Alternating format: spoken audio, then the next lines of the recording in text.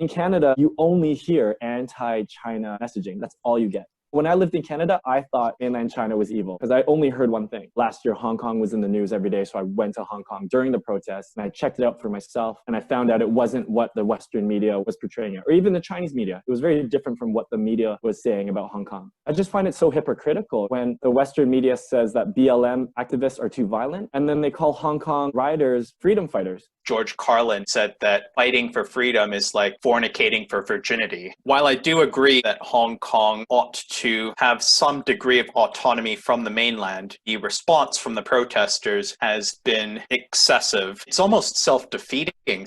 They think that this sort of violence will lead to the peace that they are seeking. Quebec would never call for a foreign power. It would never call for China. It wouldn't even call for France to help them separate from Canada. That would never happen. If Canada is willing to take everyone that participated in violence, go ahead and take those misfits. I'm sure China would love that and then give them free healthcare. I'm sure the taxpayers will love that. I was worried about my parents' hometown turning into Assyria. That would be an absolute tragedy.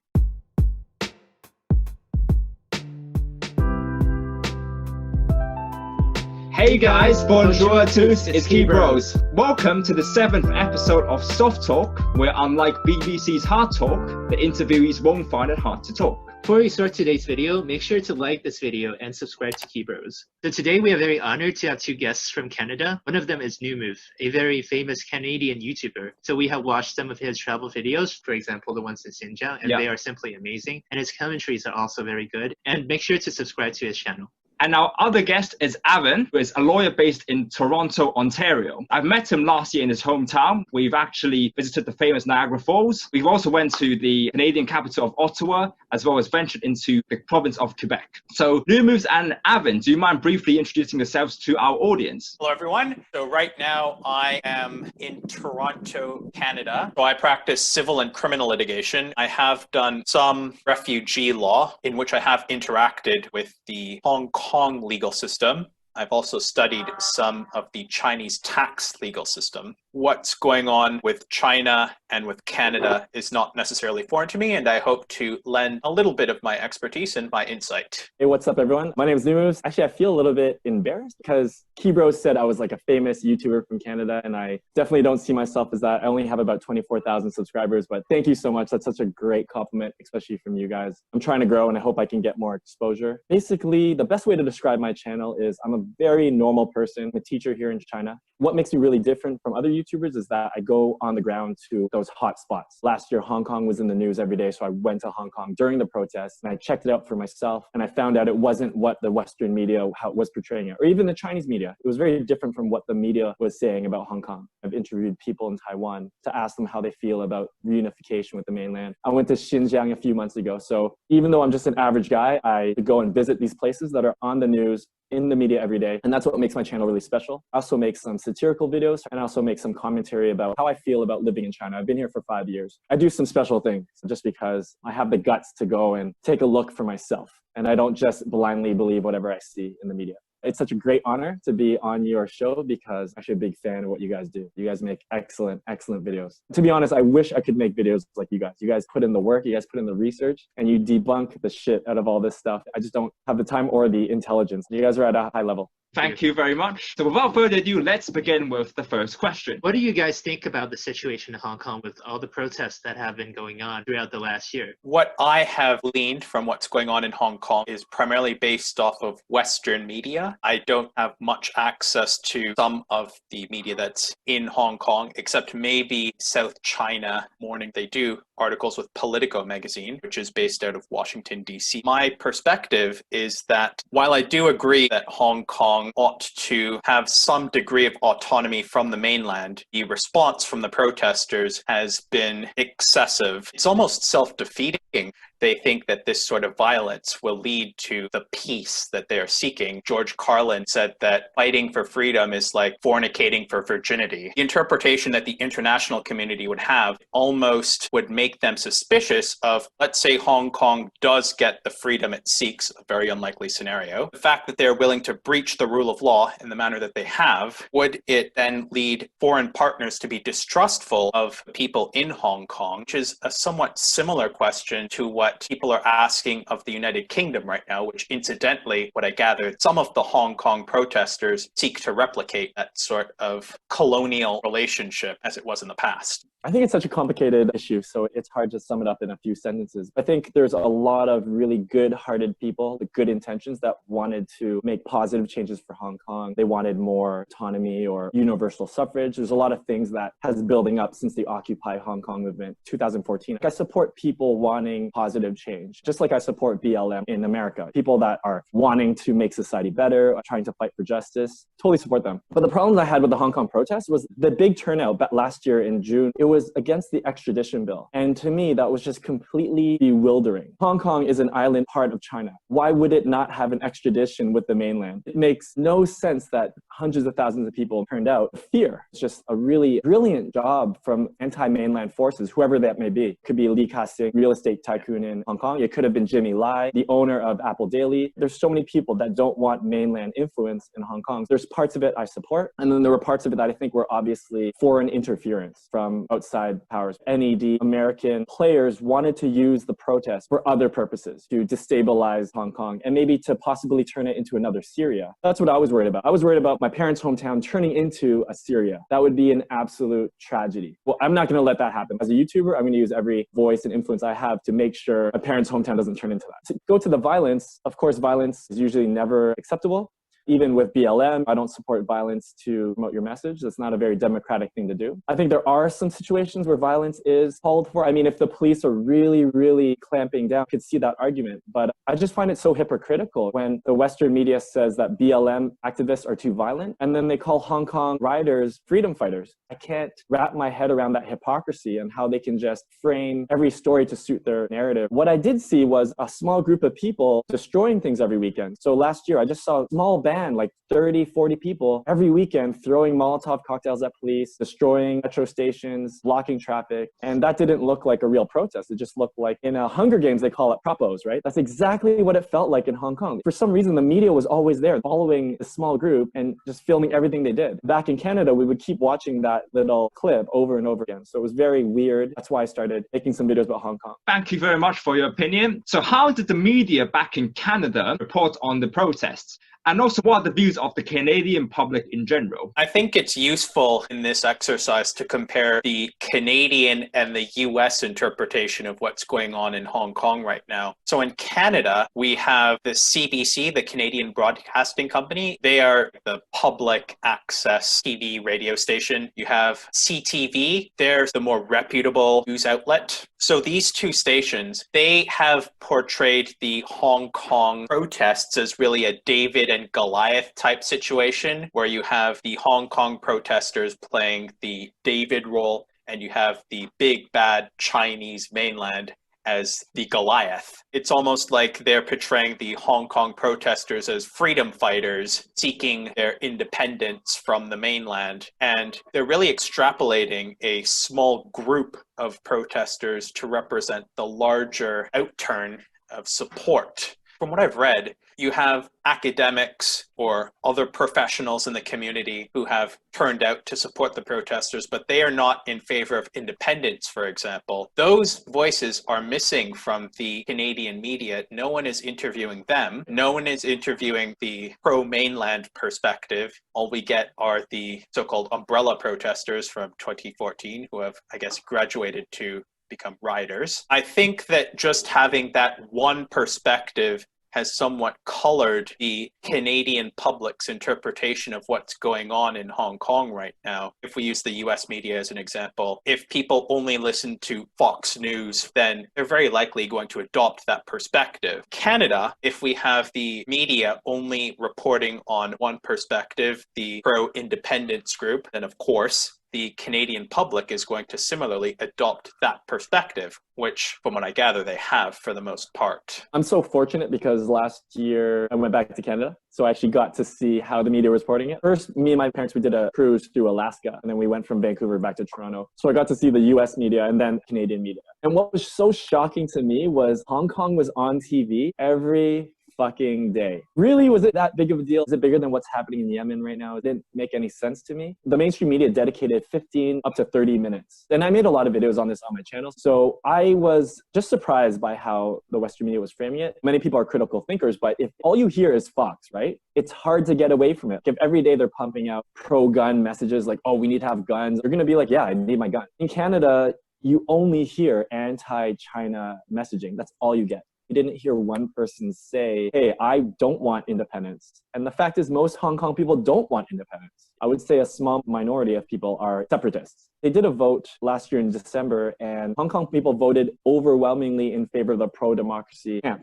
back in the district election. I believe the popular vote was 60% for pro-democracy and then 40% pro-Beijing. But that vote doesn't mean they want independence. That just means they didn't think Carrie Lam was doing a good job.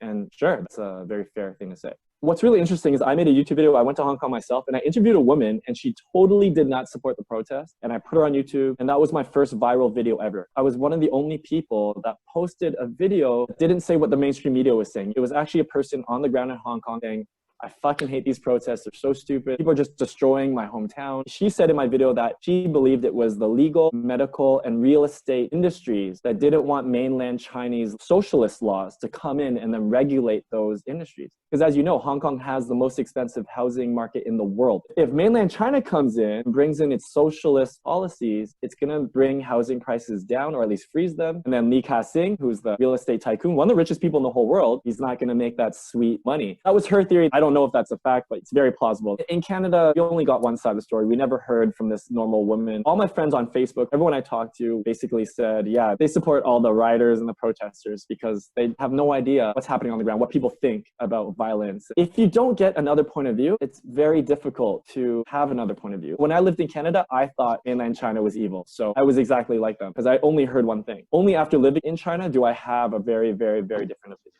So Canada has been very vocal against the recently implemented Hong Kong national security law, along with its fellow Five Eyes countries, and also was one of the 27 countries that condemned the law in the United Nations Human Rights Council. What do you think of the law? Do you think that it was necessary, or do you think it's some sort of overreach by China? I do think the law to some degree was an overreach. The status quo of Hong Kong's one country, two systems, it seemed to work for not only Hong Kong, but China and the rest of the world. So the rest of the world really sees Hong Kong as a gateway to access China, since China's economy is, for the most part, still relatively closed. It's difficult to access without Hong Kong as an entry point. And for the last 20 years, because Hong Kong's legal system has so closely followed the British common law, many Western countries have felt comfortable with using Hong Kong as a port to access China. With this law, however, it really threatens that stability that Western countries have relied on. Now, whether it was necessary on the ground, not just from a Western perspective, that is, I would suggest, a separate question. So the party in China, they might see this law as necessary because it reaffirms sovereignty over what China sees as historically their territory. But I think that that's a separate question as to whether it was necessary from outsiders' perspective or even from the island's perspective, perhaps comfortable with the one country, two systems, that sort of floating existence where you're between the mainland and the rest of the world. From my perspective, you sort of have to take three different interpretations of it. From an outsider's perspective, completely unnecessary. From the mainland's perspective, sure, necessary. And then from the island's perspective, perhaps it could have been unnecessary because current existence, it might not have been comfortable for the mainland, but for Hong Kong itself, I think that what's going on before the national security law came into place, that existence was stable. I'm not a lawyer, as Avin is, and I'm going to be just full disclosure. I haven't read the national security law. I've read other people write about it or talk about it without looking directly at the document, which unfortunately a lot of us do. When you look at these kinds of laws, it's hard to understand anyways, right? Seeing how the SCMP, South China Morning Post, and other media have responded, I think there definitely are areas where it sounds scary. Mentioning something against the unity of China could get you in trouble, even if you're overseas, like in America or Canada. Somehow this law applies to you. Those things sound scary. But I think if you take a step back, I mean, mainland China is not going to go and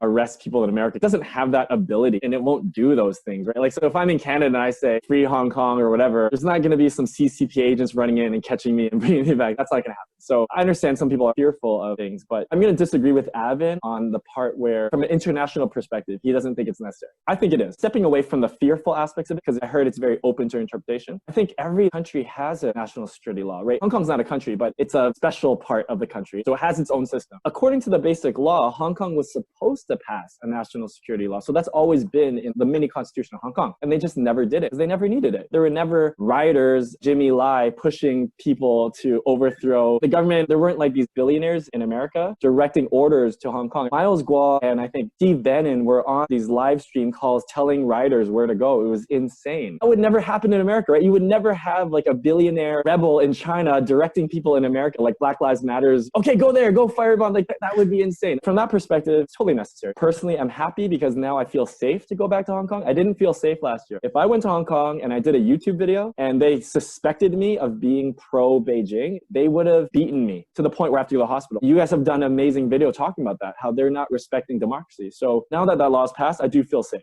Hong Kong people don't feel as liberated to go and beat up anyone that disagrees with them. On the 4th of July this year, Canadian Foreign Minister Francois-Philippe Champagne announced that Canada would unilaterally suspend its extradition treaty with the Hong Kong SAR and also prohibited the sale of sensitive military equipment to Hong Kong in response to national security law. What is your view of this move by your foreign minister? Do you think the extradition agreement should be upheld instead between Canada and Hong Kong? I just think any diplomatic political posturing against Greater China is just all part of a Cold War. We all know there is a new Cold War happening against China. They're trying to use any excuse to sanction China. In my opinion, it's ridiculous. It's neocolonialism. In 2020. I'm a little bit embarrassed sometimes with the Canadian government. Like they put travel warnings against China last year. Don't go to China. Just ridiculous stuff. Come on, Canada. You're better than that. And it feels like we're just doing America's bidding when we do things like that. I would generally agree with new moves that maybe Canada restricting the extradition treaty between itself and Hong Kong and then restricting the sale of sensitive technological exports. By doing so, Canada really sees Hong Kong as nothing more as a limb of mainland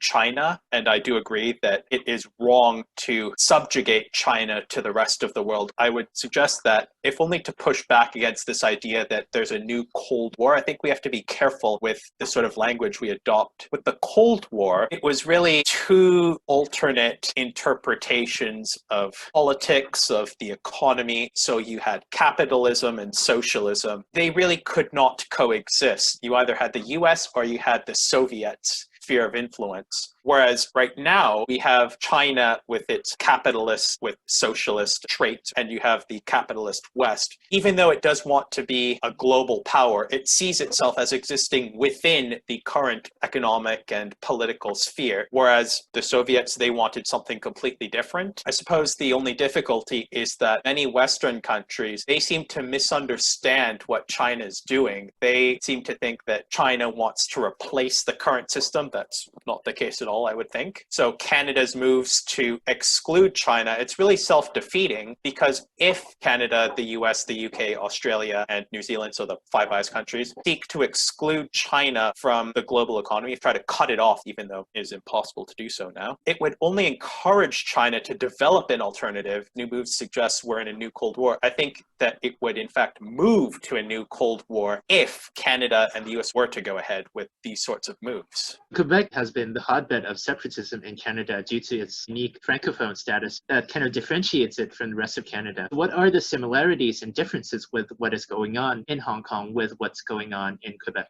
I know a little bit. I'm actually a protester. That's why I do really feel for some of the Hong Kong protesters and BLM. I'm an activist. That's why I do YouTube, actually. I try to speak out and make a difference when I can. So I've met Quebec activists in Toronto, like the G20 in 2010. That's a long time ago. You guys were kids. It was the largest mass arrest in Canadian history. They corralled just thousands of people and threw them all into detention centers. The lakeside. So there's this big lakeside area in Toronto, the east side. Usually they're like movie studios. I would say they don't have a lot in common with Hong Kong protesters. There's a really long history of struggle for the Quebecois people. They do have a very, very unique identity, which I guess you could say Hong Kong people do, but I mean, Guangzhou is also a Cantonese-speaking city. It's huge. So it's very hard for me to connect those dots. I don't see the similarities. Quebec would never call for a foreign power. It would never call for China. It wouldn't even call for France to help them. separate from Canada. That would never happen. I think they have pride in their own identity. Quebecois people are special, right? They speak a special kind of French. Definitely some Quebec people are anarchists, for sure. I met a lot of anarchists when I was at the G20, but they are mainly peaceful. Out of all the protesters, Quebec people are definitely the most passionate. For example, there was like a pots and pans movement once, about 6-7 years ago. So they're walking around Quebec and just like banging their pots. Do you remember that? Casserole was the name. That's cool. That wasn't violent. They were just marching around banging pots. They did a good job. The only time they were ever really violent, I think, was back in the 70s when they actually kidnapped an MP. At that time, Trudeau passed some martial law in Quebec. Everyone had to go home. People were not free to go out. And that was a very volatile time in Canadian history. Just on that last point, that was the FLQ crisis. And that was Justin Trudeau's father, Pierre Elliott Trudeau, who passed the conscription where people would be called into military service. The lack of similarity, I would suggest, between the movements in Quebec versus those in Hong Kong. In the 90s, there was a referendum for separation in Quebec. That vote, it was very close, but it turned out something like 51 to 49% in favor of staying within Canada. So even though a slim majority of people historically have favored staying in Canada from Quebec, there has been a large minority of people who want to try and take things their own way. Lately, however, since perhaps 2015 certainly, but maybe even the election previous, when the New Democrat Party, the NDP, are the solidly left-wing party in Canada, they swept through Quebec in the federal election. They won something like 50-something seats in Quebec, which is most of the seats. And they did so on a platform of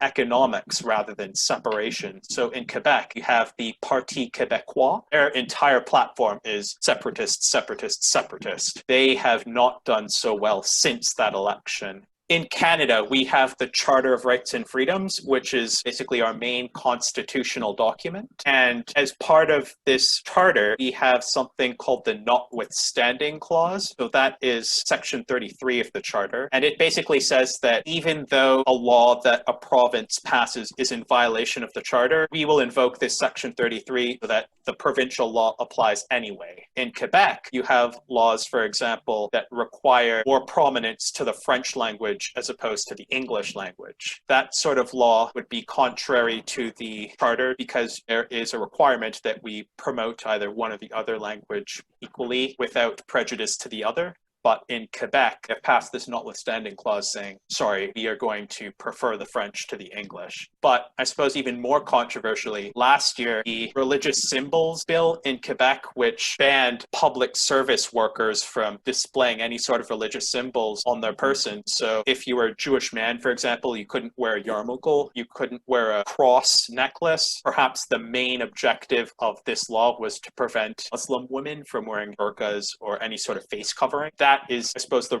really controversial point with Quebec and the rest of Canada right now is this religious freedom bill. Unlike Hong Kong, perhaps, in Quebec, they can get away with this sort of thing because it is constitutionally guaranteed under the charter. Whereas in Hong Kong, if they tried anything like this, I suspect mainland China would have something to say about it. So Canada traditionally has a large Hong Kong diaspora, notably related to the massive immigration influx before the 1997 handover. However, there have been concerns of another surge in immigration from Hong Kong to Canada in light of recent events in Hong Kong. There were even a bunch of Hong Kong rioters who committed offences in Hong Kong, and they decided to skip the bail and come to Canada to seek political asylum. Do you think these people should be granted asylum in Canada, and will the Canadian public welcome these immigrants from Hong Kong into your country? I think Avin would have a good answer because he knows a lot about laws and stuff. Just personally speaking, I think it's not a really great idea to be inviting people that have participated in violent riots into your country. If Canada is willing to take everyone that participated in violence, go ahead and take those misfits. I'm sure China would love that, and then give them free healthcare. I'm sure the taxpayers will love that. I'm being sarcastic. Of course, there's going to be a lot of conservatives in Canada are not happy with that. They would not want those people coming in and benefiting from our amazing social systems. But at the same time, Canada, we're very welcoming, very open. And of course, most Canadians do follow the mainstream narrative that the Hong Kongers were the David, as Avin said, and China was a Goliath. It's a bullshit narrative. If a lot of people in Canada fell for it, then they would probably be welcoming to those people. What I've noticed is that the anti-China media, they've sort of been really good at hijacking the left manipulating the left wing, getting them to support wars by saying people are being gassed in Syria, the concentration camps in Xinjiang. They're really pulling on the leftists' heartstrings. So yeah, I'll just end with that. On the issue of refugee claims for asylum, every country which is party to the Universal Declaration of Human Rights, and there's, I think, a protocol to that, the refugee protocol, signed sometime in the late 60s, I think. Canada is a party to this declaration. I'm not sure if China is, or Hong Kong for that matter. If Canada deemed that any person who is claiming refugee status from Hong Kong was in fear of persecution on political grounds, then Canada would grant these people asylum.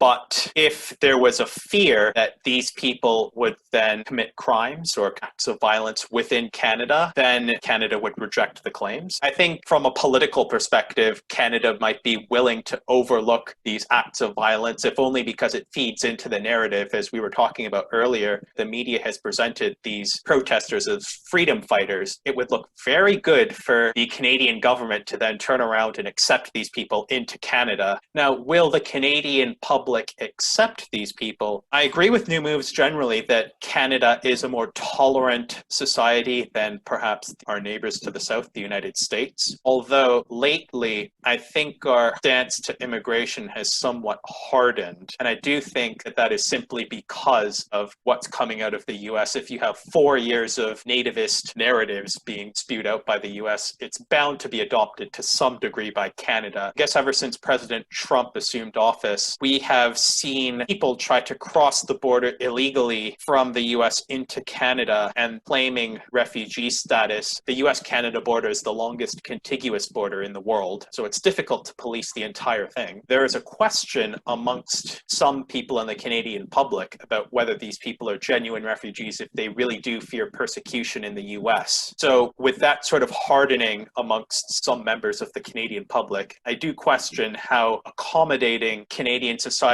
would be to accepting the protesters in Hong Kong. So this ends part 1 of our video. Make sure to stay tuned for part 2, where we will be talking about the relationship between Canada and China. Right, so see you in the next part. Bye.